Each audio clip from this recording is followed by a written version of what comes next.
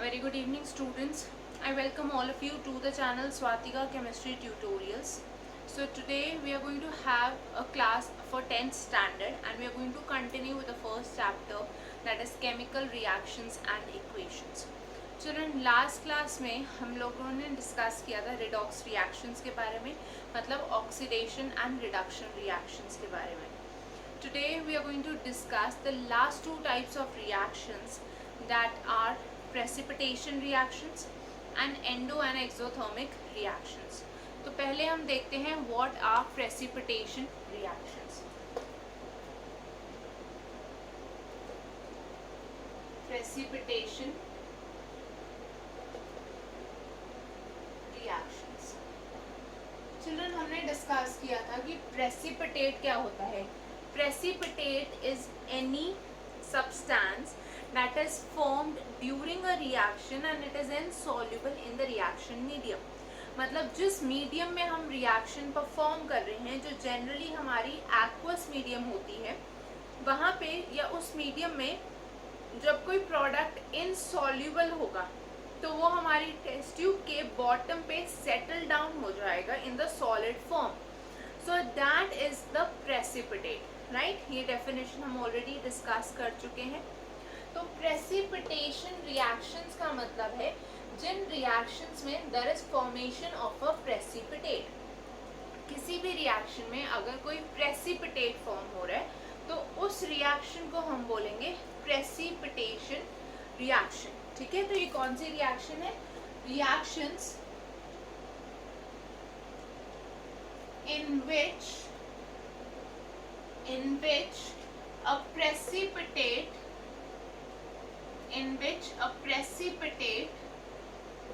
is obtained. जिस भी reaction में कोई प्रेसिपिटेट ऑब्टेन होगा उसको हम बोलेंगे प्रेसिपिटेशन रिएक्शन. चिल्ड्रन, इसके लिए एक एग्जांपल देखते हैं हम. हमारे पास है बेरियम क्लोराइड का aqueous solution and sodium sulphate का एक्वस सॉल्यूशन. जब इन दोनों की रिएक्शन होगी then the product that we get is BaSO4, मतलब बेरियम सल्फेट प्लस 2NaCl. अब ये जो NaCl है, सोडियम क्लोराइड, ये हमें पता है वाटर सॉल्युबल होता है. That is why this is obtained in the form of an aqueous solution. On the other hand, this barium sulfate is actually a white precipitate. तो ये हमें मिलता है solid form में. और precipitate formation को हम show करते हैं with a downward arrow. तो ये जो downward arrow होता है इसका मतलब होता है formation of precipitate. प्रेसिपिटेट की फॉर्मेशन जब भी होगी तो वो सब्सटेंस सॉलिड स्टेट में होगा क्योंकि वो वाटर में इनसॉल्युबल है, और उसको हम शो करेंगे बाय अ डाउनवर्ड एरो क्योंकि प्रेसिपिटेट बॉटम पे सेटल डाउन होता है. So this was about the precipitation reaction. The colour of this precipitate is white. ठीक है, ये वाइट प्रेसिपिटेट बना. प्रेसिपिटेट को मैंने बताया था हम शॉर्ट में लिखते हैं as PPT. PPT is precipitate. ठीक है, तो यहाँ पे व्हाइट प्रेसिपिटेट ऑब्टेन हुआ और ये हमारा NaCl गया इन द सॉल्यूशन. नेक्स्ट हम डिस्कस करते हैं what are exothermic and endothermic reactions.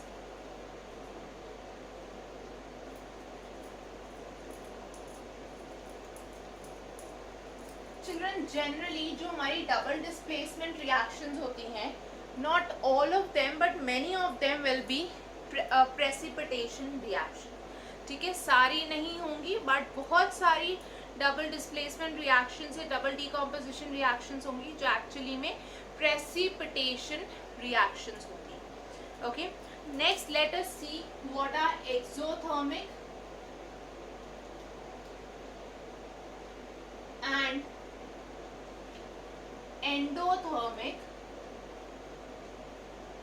and endothermic reactions.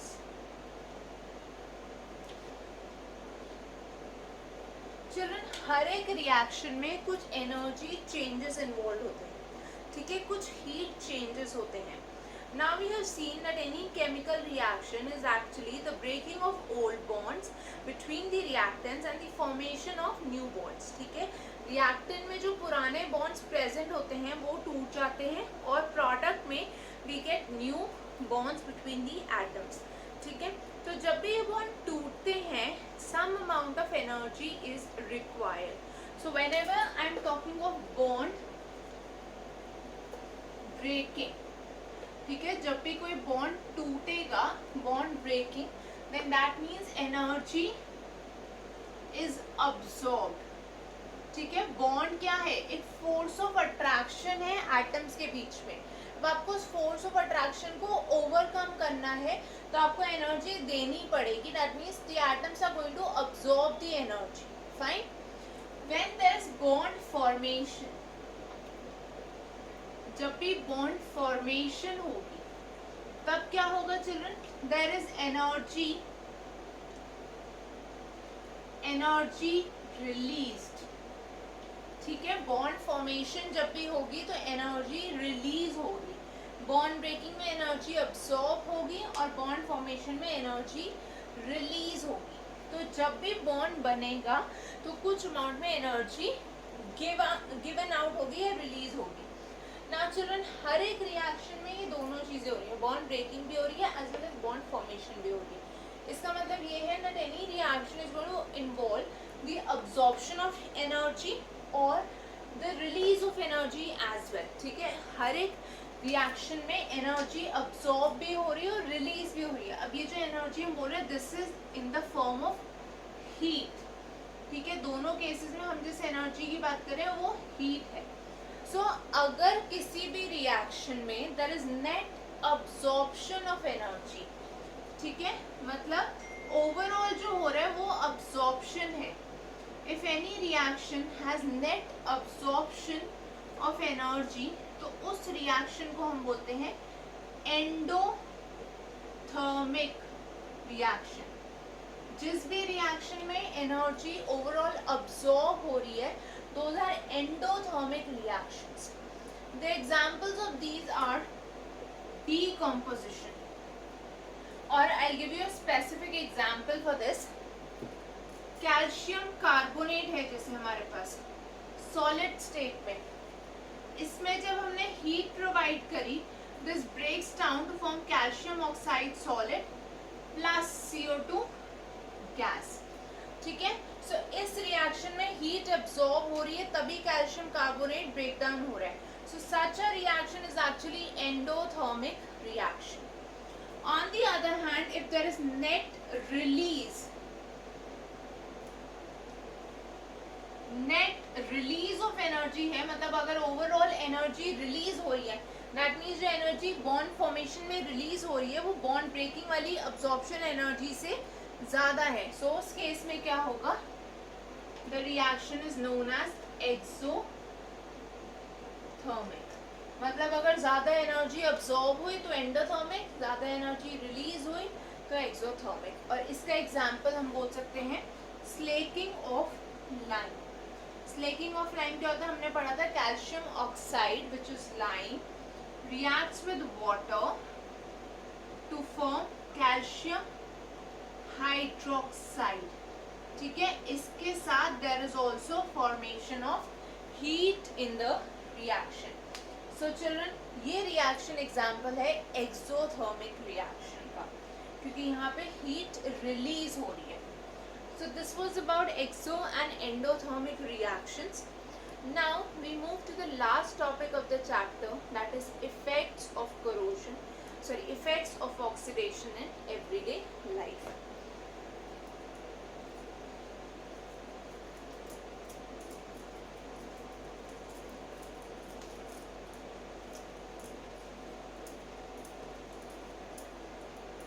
So we are going to discuss the effects of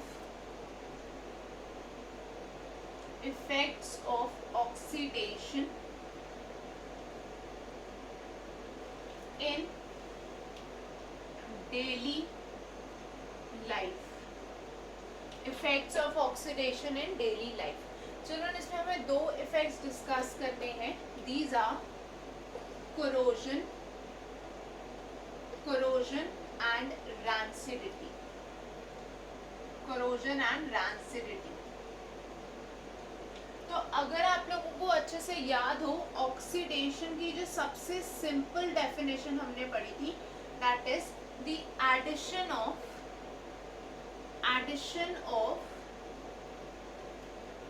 oxygen.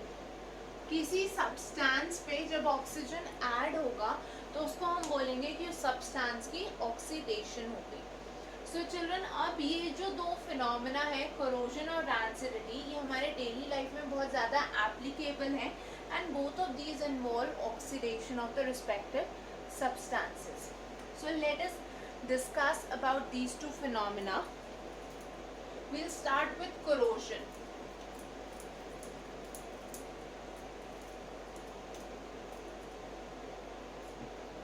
तो पहले हम बात करते हैं अबाउट कोरोजन. चिल्ड्रन, जैसे आप लोगों ने देखा होगा, हमारे घर में जो पुराने आयरन आर्टिकल्स होते हैं, फॉर एग्जांपल जो बहुत पुराने वाटर कूलर्स होंगे या कोई भी आयरन आर्टिकल है, पुरानी साइकिल है जैसे कोई, ठीक है. So what will happen, the metal surface gets damaged over time, right. Metal surface कुछ टाइम के बाद डिस्ट्रॉय होना स्टार्ट हो जाता है, डैमेज होना स्टार्ट हो जाता है. सिमिलरली जो सिल्वर ज्वेलरी होती है हमारे पास, after a few years it starts turning green, right. Sorry, it starts turning black. Copper utensils start turning green. So all this is actually corrosion. So corrosion को हम define करते हैं as the slow eating up of a metal surface by the action of gases and moisture present in the atmosphere. ठीक है. Atmosphere में जो gases हैं जैसे कार्बन डाइऑक्साइड, ऑक्सीजन एक्सेट्रा, और जो मॉइस्चर या वाटर वेपर प्रेजेंट है, इसके इफेक्ट से जब कोई मेटल सरफेस स्लोली डिस्ट्रॉय होता है, that is known as corrosion. So we can define it as slow eating up या अटैक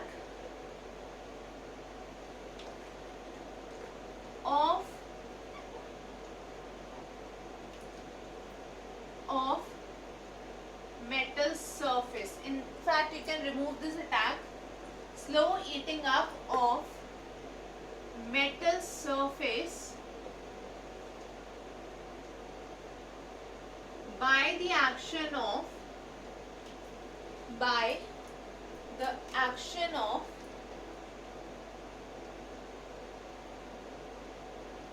gases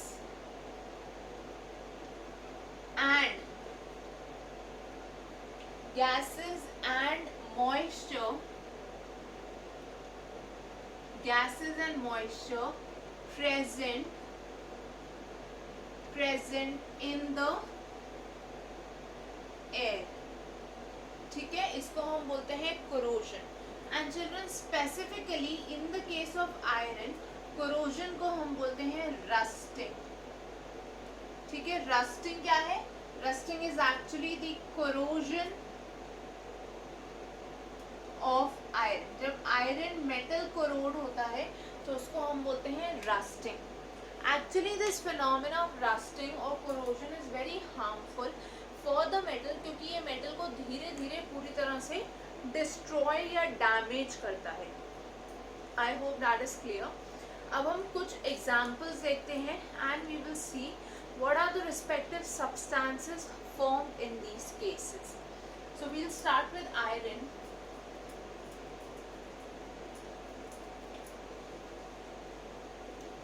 Children, iron के केस में what happens is iron reacts with the oxygen and water present in the atmosphere. Okay, this is basically water vapor. और यहाँ बनता है Fe2O3 dot XH2O. ये जो dot XH2O है, this represents the water of crystallization. This is actually the water of crystallization. इसको हम detail में next chapter that is acids, bases and salts में डिस्कस करेंगे। Okay, this is going to be the balanced equation.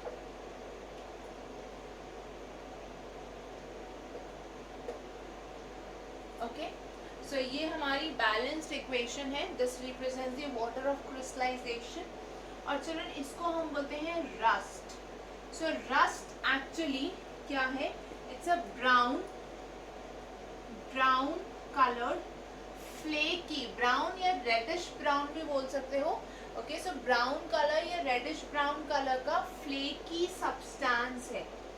Flaky मतलब it comes of, जब आप उसको हाथ लगाओगे तो वो झड़ेगा। ठीक है, that is the meaning of flaky. Now this is known as hydrated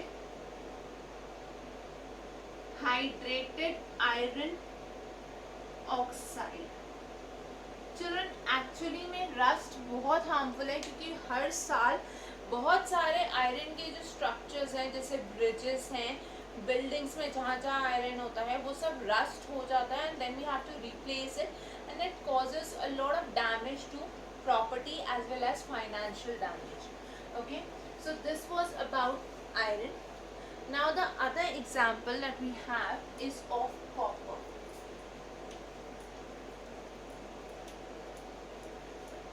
Copper reacts with oxygen, moisture as well as CO2 present in the air to give us CuCO3 dot CuOH twice. इसको हम बोलते हैं basic copper carbonate. This is known as basic copper carbonate and this has a green colour. ठीक है, तो ये green colour का होता है and this is the one that is formed on copper utensils. ठीक है, वो ग्रीन लेयर जो होती है वो इसी बेसिक कॉपर कार्बोनेट की होती है। Now children, corrosion हम बहुत ज़्यादा डिटेल में डिस्कस करेंगे when we discuss the chapter metals and non-metals। ठीक है, so I am keeping it brief for now. We shall discuss it in detail when we talk about the chapter metals and non-metals. Now we move on to the second effect of corrosion, that is rancidity. Rancidity, अगर मैं आपको simple language में बताऊं, rancidity हम जैसे बोलते हैं कि बिस्किट्स या चिप्स सिल गए, that is basically getting rancid. तो रैंसिडिटी का मतलब है there is change in taste and smell of food items due to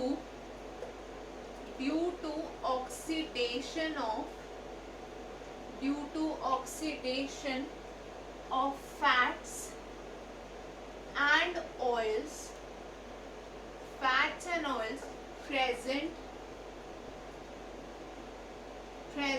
in them। जो भी फूड में फैट्स और ऑयल्स प्रेजेंट है चिल्ड्रन, जब वो ऑक्सीडाइज हो जाते हैं एटमॉस्फेरिक या एरियल ऑक्सीडेशन से। एरियल ऑक्सीडेशन मतलब oxidation due to the oxygen in air. Aerial oxidation, तो इसको हम बोलते हैं oxidation due to the oxygen in air. ठीक है, एयर में जो ऑक्सीजन है उसकी वजह से जो ऑक्सीडेशन होती है उसको हम बोलते हैं एरियल ऑक्सीडेशन। तो जब फूड के फैट्स और ऑयल्स की एरियल ऑक्सीडेशन हो जाती है तो उसका टेस्ट और स्मेल चेंज हो जाता है and then we call it as getting rancid. हम कहते हैं कि खाना क्या हो गया, रैंसिड, या बिस्किट्स और चिप्स हो गए रैंसिड। अब चिल्ड्रन एक कॉमन सा तरीका आपको पता है to prevent rancidity, that is to store the food in airtight containers.